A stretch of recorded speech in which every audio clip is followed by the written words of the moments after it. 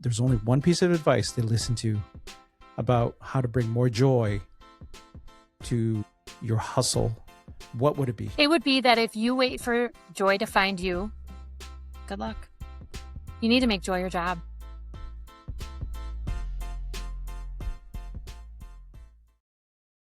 And welcome back, folks. This is David Fung on the Coachful Coaching Leadership Podcast. Today, I'm joined by my guest, Lisa ee-ven.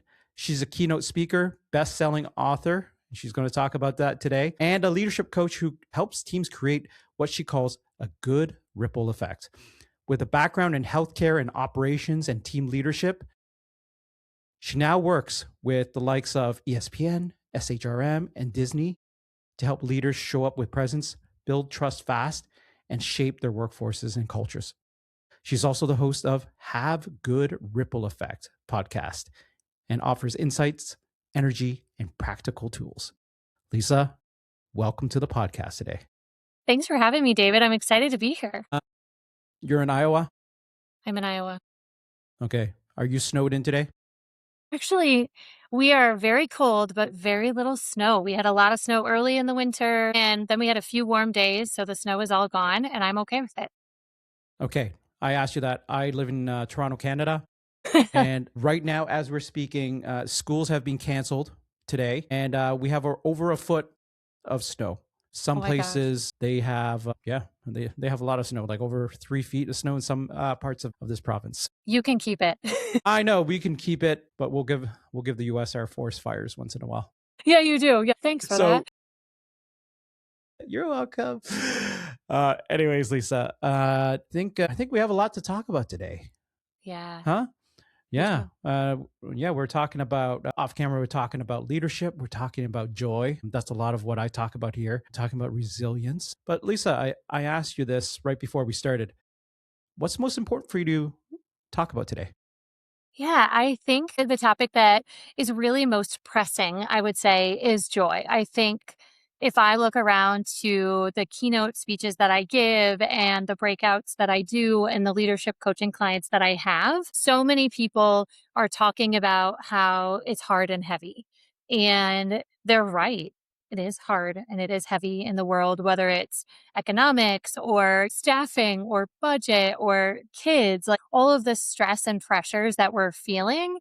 It's like, how do I counterbalance that with something that maybe feels a little bit lighter and allows me to be a better human? You know, when you show up after being a little bit overwhelmed or burdened, it's like, ooh, am I Cruella de Vil? Or like, who am I? So that's what I'd love to hit on today is how do we make joy our job? Okay. Well, let's dive right into it. It's not even warm up. How do all the listeners here make joy their job? Yeah, I'm going to give you a little bit of background story about how we did it, how my husband and I did it, because I think sometimes seeing someone else in action of like, she's just not blowing smoke really does help, right? Like you look at someone and you're like, really? Did they really? And if I back up a number of years to when our kids were little and my husband and I both had busy jobs, and we got home one night and we were sitting on the couch and I looked at him and I said, I think we're overscheduled and I think we're not fulfilled. Like there's got to be a better way to have something other than our responsibilities on our calendar, because we were putting not only our work meetings, but, you know, our kids stuff and even like when to change the furnace filter. It was a reoccurring item on our calendar. And I got thinking, I want to see something other than like things that I have to do on my calendar. I want to see things that I want to do. And I said to him, I have this sneaking suspicion that when we say to ourselves, well, after the kids sleep through the night, like then we'll have some fun. Or like after we buy a house and after that project is done at work, we were basically pushing enjoyable things off. My suspicion was that if we kept doing that, we were going to get to the end of our lives and say, I think we were supposed to have enjoyment like back then. Like we're letting everything kind of happen to us instead of happening to it. And so my husband's like, so you want to make joy your job? And I was like, yeah, I want to make this my job. And he's like, well, how do we do it? I'm like, I don't know. So a few days later, I bought a big whiteboard at Home Depot and I asked him to hang it right next to our bed in our bedroom. I'm like, can you hang this whiteboard like just right here? And he's like, Lisa, people do not have whiteboards in their bedroom. And we both started laughing. And I was like, okay, hear me out. Hear me out. Do you remember when we said we want to make joy our job? I want to make a list of things could do, want to do, hope to do. And I want it to be somewhere where, we only see each other sometimes when we crawl into bed. I want to make a list of things that bring us joy. And I want it to be the last thing I see in the day. And I want in the first thing I see in the morning. And I want to just start checking things off the list. Make a list, add it to the calendar, and start measuring it like a bank account. Like, just like we would a metric or a KPI at work, like this is our family's KPI. Are we having fun? And what does it look like? And so he's a good sport. He hung the whiteboard. And for a couple of years, we just did it ourselves. We were having so much fun because once we put on that, like, it's my job kind of responsibility, all of a sudden I'm like, you know what we should do? One of these nights, we should go to a comedy show. Like, I just need to laugh more. And so we had all of these ideas and we started to move it from this like fake list to becoming a real list to our Mm-hmm. calendar. And so for the Mm-hmm. last 7 or 8 years, joy has been our job and it is so fun. I can't even Mm-hmm. describe to you. So this is interesting. First comment I'm going to make is that I don't think hanging a whiteboard is any stranger than putting a television in your room, See? in my opinion. Yeah. Yeah, why would you put a cathode ray tube that they probably don't use that anymore? But this thing Yeah, that's I do. emitting I know what you mean. radiation. Yeah, like why would you do that to yourself, right? Yeah. So I don't think a whiteboard's any less weird in any way. But you said you make a list, and some people might saying, "Well, Lisa, aren't you just trying to make another list of things that ready to disappoint yourself? Like, what if you don't get to, like a bucket list almost, right? Yeah. You know, if you don't get to that thing that brings you joy, well, you're going to be upset again. What Yeah. would you say to that? Yeah, and I wrote a book called Joy is My Job. It's out on Amazon if you want to grab it. And I really address some of the barriers in there, like the things that we tell ourselves. And things like we don't have time. We don't have money. Do you know how many emails I have? Like the things that we tell ourselves of like, I cannot have joy because I have this, or because just like you described, well, then I'm going to disappoint myself. And a lot of it has to do with reframing the perspective of what if you could create joy like in the things that you're already doing? So the example Hmm. I'll give is, do you eat food? Like, do you eat meals? And people are like, Lisa, Sometimes. sometimes I do, in fact, eat food. And I'm like, exactly. I'm like, you need to layer it in the things that you're already doing. So every once in a while, I have this cheap tablecloth from Dollar Store that I throw on our kitchen counter or sometimes on the floor or sometimes in our dining room. And we have just kind of a fun meal because we're going to eat food anyway. And so it's this Hmm. idea that they don't have to be these grand, big things. They should like have a few of those, but a lot of it's going to be like, do you remember when we were first dating and my husband and I'm like, we ate ramen noodles so much because we didn't have any money. And my husband's like, yeah. I'm like, we should eat ramen noodles again. Gosh, it's been a while. And so it doesn't have to be big things. And you Hmm. can find ways to sneak them in 5, 10, 15-minute increments is really my hope and dream for you. And Hmm. hopefully if you're sitting there thinking, well, I can't add one more thing to the plate, I'm like, that's okay. You're already eating meals. Like start there. Yeah. Yeah. This is if we talk to an overachiever like myself sometimes, you're gonna say, okay, well, I got 3 things on the list. I think I could do 4. And then the next person will say, well, Dave, I got 10. Yeah. Well, Bob, I got 15, right? Joyful things. So, and by the way, I'm taking the other side for a second, right? Like, Yeah. Oh, because absolutely. I've I love seen, this. I believe in what you're doing. And I say that very sincerely because honestly, I've had the philosophy of taking things away in order to create joy, which is not a bad thing, right? I guess the problem is that I was taking things away in a good way, trying to simplify my life, but it was simplifying my life. It Yeah. wasn't our life. Yep. That was the big difference. Purposefully, saying, we as a couple or we as a family will do this together Yeah. incrementally, I think that's good. Right. In addition, like the other side is, and we are going to take away soccer for the next 3 months. Yeah. It's okay. My boy's not getting a scholarship anytime Yeah. soon. It's okay if I take soccer away. Right. Yep. So, but I'm asking this question, like, how do you ensure that the folks who are overachievers who will want to say, well, look, I have 15 things on my joy list for this week, right? How do you manage what's a That good part. number? How do you manage that? So the way that my husband and I do it, I'm going to give you two angles on it, is when we were first, I always say it's like a big experiment. You Yeah. need a list of things. Usually I say like a handful, like get a handful of things on the whiteboard of sorts. It can be a note in your phone, a sheet of paper. I don't care where it goes, but it's like, do you have a handful of things that you want that you're thinking like, ooh, and maybe a couple bite-sized ones, like I could do this. And if you're an overachiever, we are too. What we found is that we do essentially a staff meeting once a month. My husband and I sit down, usually with like a glass of wine or like a LaCroix, and we look at our calendar and we say, like, where could we sneak some joy? That's our thought is not necessarily how many do I need to put on the calendar, but it's really just looking at the calendar and zooming out and saying, where could we sneak a little? And so, we are just kind of looking for those spots of like, oh, you know what? We do have an opening for this 30 minutes here or there, and then we add it to the calendar. That way, it doesn't matter if our 1 month, our calendar is super busy. So we only have a little sprinkling of joy on a month where maybe it is a little bit lighter. We can look at it and say, let's add some bigger joy here. And that's how we have done it, is not necessarily to think about how many or how often, but really like it's almost like season of life kind of dictates what you can put. Now, my parents are retired and their joy calendar is really fun and funny because I'm like, Hmm. look at all that joy. Like you have so much time, right? And so it does look different depending on your season. The other thing is I will say that my husband and I have separate joy activities. And every once in a Hmm. while, I actually just put out a workbook on Amazon and it has like 25 joy challenges. And one of the challenges is to get in someone else's joy. So sometimes I sit down, he wants to watch a football game. I could care zero about this game. And I sit there next to him. And my whole entire goal of sitting next to him during this football game is to enjoy his joy. So he's like, did you see the guy with like 47 rushing whatevers?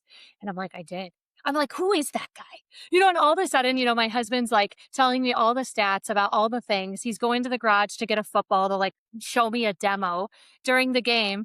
And just because I showed up and wanted to enjoy, like, I'd be curious about what he cares about.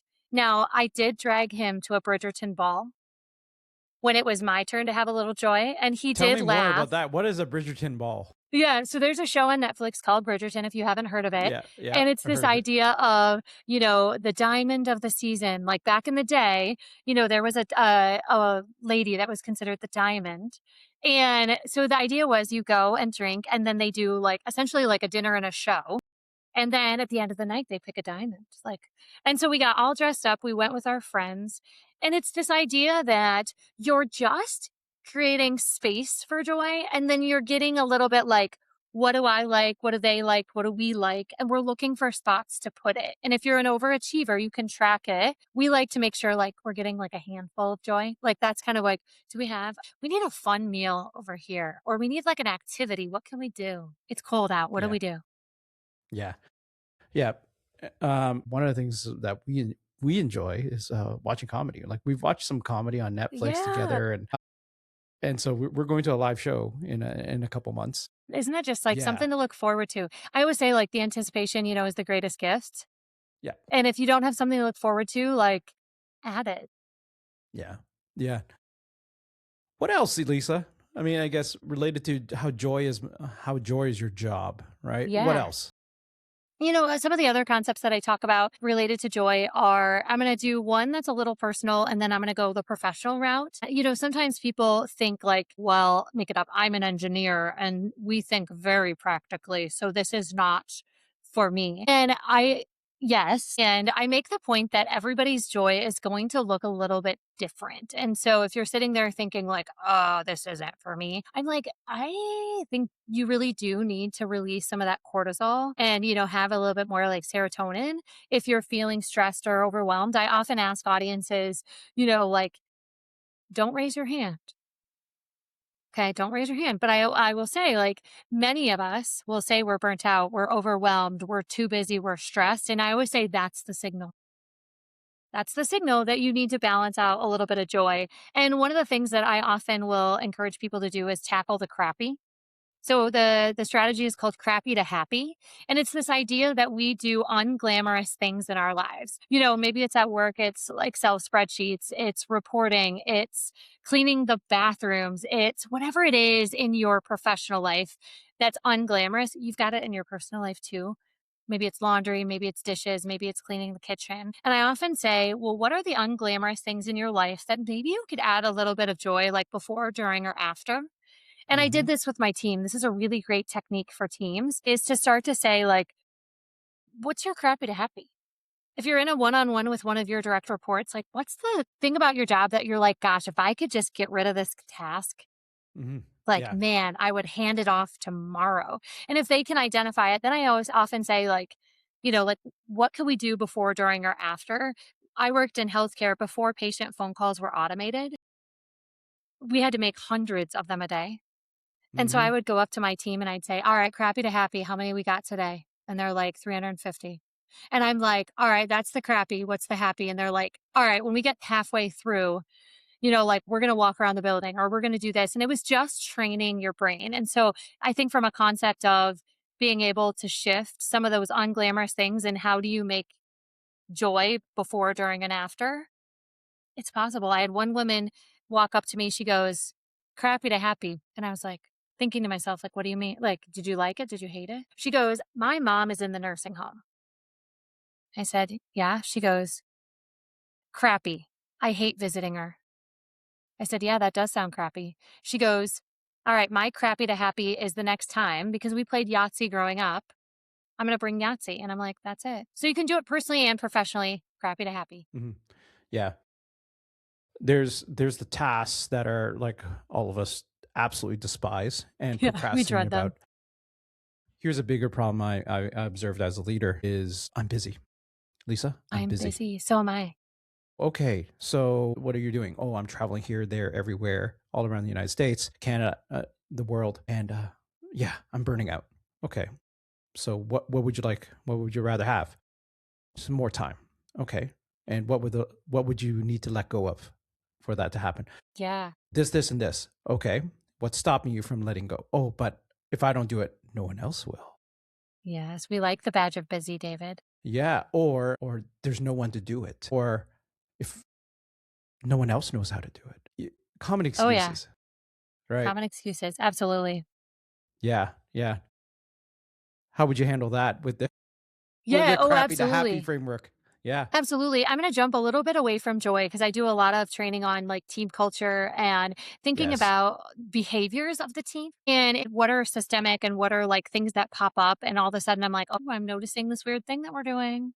And Mhm. I too, when I was first a brand new leader, was busy. And I thought that I was being busy on behalf of the team. And actually there was a Mhm. moment we did our morning huddle and there was probably 25 of us in a semicircle and the huddle ended, the quick morning meeting ended. Most people walked away. There was a handful of us left. And it was funny because we had one of our team members walk through the office. I worked in healthcare. This was a doctor.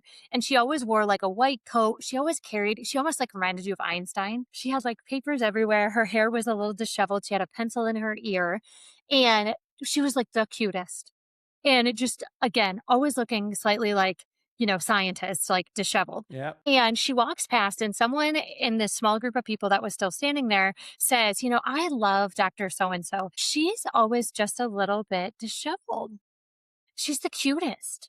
And then they started going around, and someone goes, they started commenting on, well, you're kind of like this and you're kind of like that.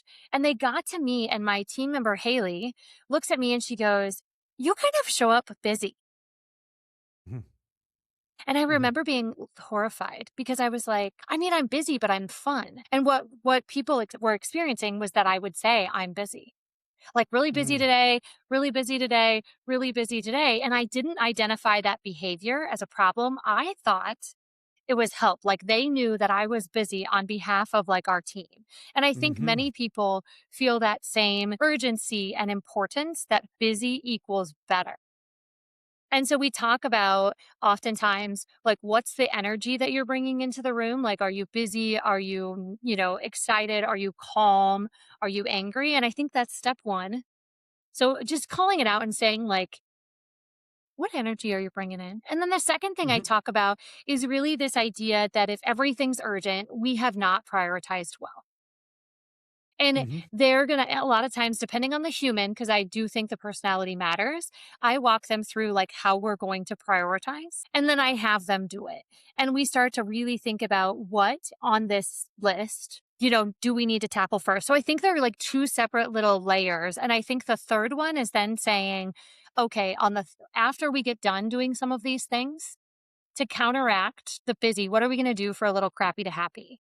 And so it's almost like picking apart an onion of like, how are we going to identify how we're showing up, how we're engaging, and then how we're adapting are really the key like indicators. And I turn it right back to them and I say, like, hey, in a really kind tone, I'm like, let's talk about it. Like, where are we at? What do you like? How do you, if you were to self assess yourself, what would we see?